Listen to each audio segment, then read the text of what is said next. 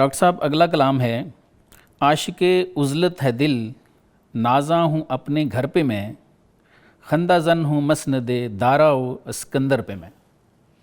علامہ فرما رہے ہیں کہ جی میں اب یہ جو فطرت میں آ گیا ہوں، یہ میرا گھر ہے، میں اس میں خوش ہوں، بلکہ دارا اور سکندر جیسے بادشاہوں پہ تو اب مجھے ہنسی آتی ہے۔ بالکل۔ تو سر جب نعمت مل جاتی ہے تو کیا پھر لوگوں کو بادشاہوں پہ ہنسی آتی ہے؟ کیا فرماتے ہیں؟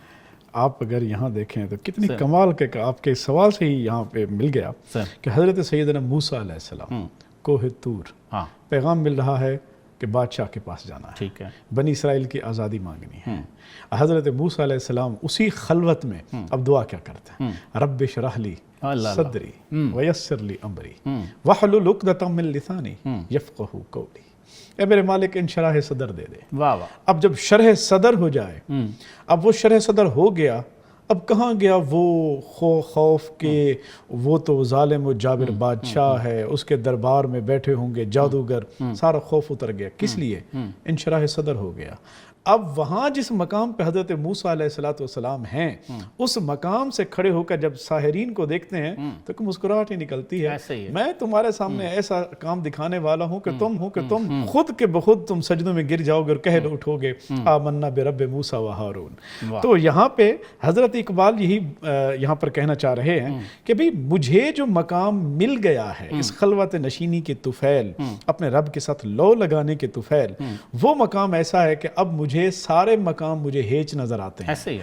تو یہاں پہ حضرت اقبال جس طرح وہ کہتے ہیں نا کہ جب عشق سکھاتا ہے آداب خود آگاہی، کھلتے ہیں غلاموں پہ اسرار شہنشاہی، دارا و سکندر سے وہ مرد فقیر اولا ہو جس کی فقیری میں بوئے اسد اللہ۔ یہاں پہ یہ تو حضرت اقبال، اسی لیے پھر بندہ ہنسے گا۔ اور کتنا خوبصورت ہے حضرت ابراہیم بن ادھم کا واقعہ کہ حضرت ابراہیم بن ادھم وقت کے بادشاہ ہیں، اور ان کا حالت یہ ہے کہ بھی اللہ تعالیٰ کی طرف لو بھی لگی ہوئی ہے، رات کے پچھلے پیر اٹھ کے وہ عبادت بھی کرتے ہیں، اور پھر آواز آ رہی ہے چھت سے کسی کے چلنے کی۔ اب شاہی محل ہے اور اٹھ کے جاتے ہیں رات کو، ایک آدمی کبھی ادھر آتا ہے کبھی ادھر جاتا ہے، تو دیکھتے ہیں کہ بھی مجھے اگنور کر رہا ہے، میں بادشاہ ہوں۔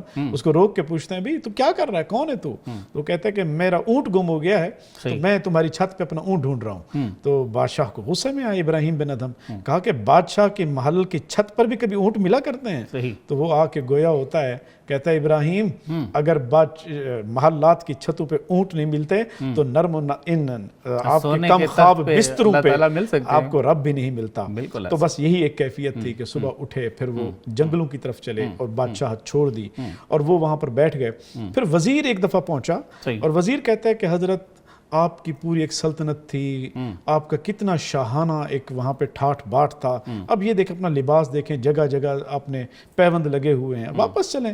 تو حضرت ابراہیم بن ادھم وہ جو سی رہے تھے، کچھ دریا کے کنارے بیٹھے، سوئی وہاں دریا میں پھینکی اور پھینک کر کہا کہ دریا کی مچھلیوں میری سوئی واپس کرو۔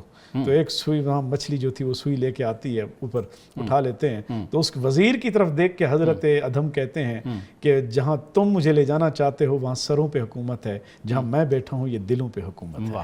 تو اسی لیے پھر وہ مسکراتے ہیں کہ تمہارے نزدیک سروں کی حکومت اور ہمارے نزدیک ہم دل کی حکومت پہ بیٹھے ہوئے ہیں۔